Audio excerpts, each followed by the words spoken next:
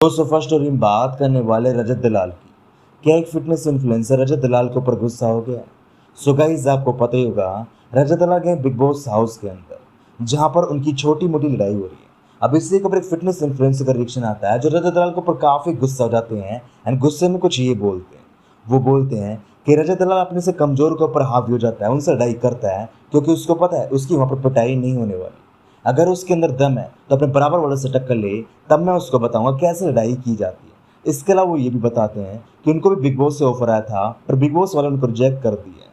अब इसके अलावा उन्होंने क्या क्या बात की है मैं आपको यहाँ पे सुना देता हूँ। जिम में इसके क्लासमेट आते हैं जिन्होंने इसकी सच्चाई बताई, भीड़ में ये ऐसे है, माफ कर दो भाई, और अकेले पीठ पीछे जाके गाली गलौच, क्योंकि इसे पता वहां कोई पीटने वाला है नहीं, है ना। तो इसलिए इसका एक माइंड है कि जहां पे इसे लगता है मैं फंस चुका हूं, वहां पे जाके हाथ जोड़ लेता है, और जहां पे लगता है कि मैं अब अकेला हूं, कोई पीटने वाला नहीं है, तो वहां पे बकचोदी करता है सोशल मीडिया पे आके, क्योंकि इसके दिमाग में एक चीज बैठ गई है, सोशल मीडिया ये इसे फेमस करने वाला और कॉन्ट्रोवर्सी में ऊपर लाने वाला। बिग बॉस पहुंच गया, बिग बॉस में इस वाले में मेरा भी एक इंटरव्यू हुआ था, बट मुझे लिया नहीं। बिग बॉस वाली बहुत चालू है भाई, वो भी सोचते हैं कि एक बंदा भेजेंगे, पहले नीचे वाले को गाली देगा, उसकी ऐसी तैसी करेगा, बाद में ऐसे बंदे भेजेंगे कि हाँ भिड़ सके। भेजना है तो हम जैसे को भेजो ना भाई, 6 फुट 2 इंच का हूँ, ऐसे इतनी सी हाइट है उसकी, 5 फुट का 5 इंच का, ऐसे उठा दूंगा। कहता ना मैं पावर लिफ्टर हूँ, फिटनेस में हूँ 12 साल से। ये दिख रहा है, इसमें दबा के गला घोट दूंगा ढंग से, सांस भी ऊपर नीचे। बच्चों पे भाई उल्टा सीधा ब्लेम, थप्पड़ मारने, टॉयलेट करना, इससे कुछ नहीं होगा। जब कोई ढंग का मिलेगा तो ऐसी तैसी पक्का होनी है, माँ बहन होनी है पक्का। एंड दोस्तों आपका इस कंट्रोवर्सी के ऊपर क्या रिएक्शन है आप हमें कमेंट सेक्शन में बता सकते हैं। अगर आपको वीडियो अच्छी लगी तो आप इसको लाइक भी कर सकते हैं और चैनल को सब्सक्राइब भी कर सकते हैं। तो नेक्स्ट स्टोरी में बात करने वाले हैं अदनान 07, उनकी सिस्टर और आमिर सिद्दीकी के बारे में। सो गाइस जैसे कि मैंने आपको अपनी प्रीवियस वीडियो के अंदर बताया था, अदनान 07 सिस्टर ने अदनान 07 के ऊपर एलिगेशन लगाया कि उन्होंने उनके साथ मारपीट की, जिसके लिए उन्होंने उनके अगेंस्ट में एफआईआर दर्ज भी करवा दी है।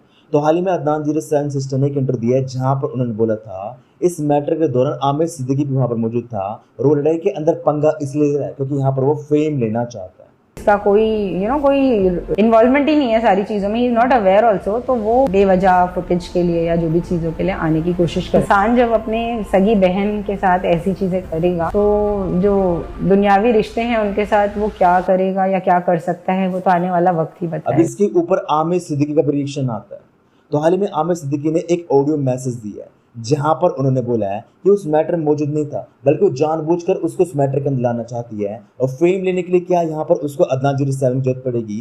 क्या वो यूट्यूबर किसी एक्टर के साथ कंट्रोवर्सी नहीं कर सकता जिससे उसको फेम मिल जाए? इस प्रकार से उन्होंने बोला है। इसके अलावा उन्होंने क्या क्या बोला है मैं आपको यहाँ पर सुना देता हूँ। के सारे लोग मर गए, यूट्यूबर लोग सब गायब हो गए, इंस्टाग्राम के सारे लोग गायब हो गए, एक्टर्स लोग गायब हो गए कि मैं तुमसे फुटेज लेने के लिए आऊंगा। और लुक हुज टॉकिंग, जो खुद हर छोटी छोटी चीज को रिकॉर्ड कर करके इंस्टाग्राम पे अपडेट कर रहा है, बार बार डाल रहा है हर छोटी चीज को, चाहे वो फैमिली का हो या मेरे रिलेटेड। दोस्तों इस कंट्रोवर्सी के ऊपर अदनान 07 के पापा का रिएक्शन आता है। तो हाल ही में उन्होंने एक इंटरव्यू दिया है जहां पर उन्होंने पूरा मैटर समझाया है एंड वहां पर उन्होंने बताया किस वजह से लड़ाई हुई थी और क्यों यहाँ पर ये मैटर चल रहा है, पूरा उन्होंने यहाँ पर बताया, जिसको मैं आपको यहाँ पे दिखा देता हूँ। 2018 से मैं परेशान हूँ। मैं तो अल्लाह से ये दुआ करता हूँ कि अगर ऐसी औलाद है, अगर ऐसी लड़की है, तो मैं तो यही चाहूँगा मेरे रब्बुल आलमीन से कि अगर इस तरह औलाद है तो अल्लाह ताला बे औलाद रखे, वो ज़्यादा बेहतर। वक्त बीता और अदनान, इफ़त और उसका ससुर आ गया, ससुर बैठ गया, इफ़त आई अपनी माँ को देखी, उसके पास बैठ गई, रोने धोने लगी, फिर मेरे पास आगे जैसे बैठी तो अब वो अदनान तो था गुस्से में।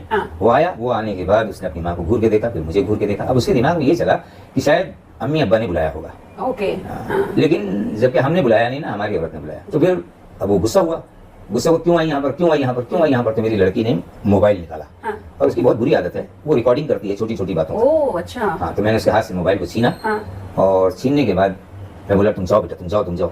उसका ससुर तो बाहर निकल गया, ये लड़की जाने को तैयार नहीं, बहरहाल किसी तरीके से मेरे हाथ में निडल लगी हुई थी, मेरी पाइप में पूरा खून रिटर्न आ गया, मैं पकड़ लिया, और सलमान जो था जो उड़ई से आया हुआ था वो भी बेचारा पकड़ लिया, किसी तरीके से उनको बाहर कर दिया। एंड दोस्तों आपका इस कंट्रोवर्सी के ऊपर क्या रिएक्शन है आप हमें कमेंट सेक्शन में बता सकते हैं। अगर आपको आज की वीडियो अच्छी लगी है तो आप इसको लाइक भी कर सकते हैं और चैनल को सब्सक्राइब भी कर सकते हैं और हमें 3000 सब्सक्राइबर के गोल तक पहुंचा सकते हैं।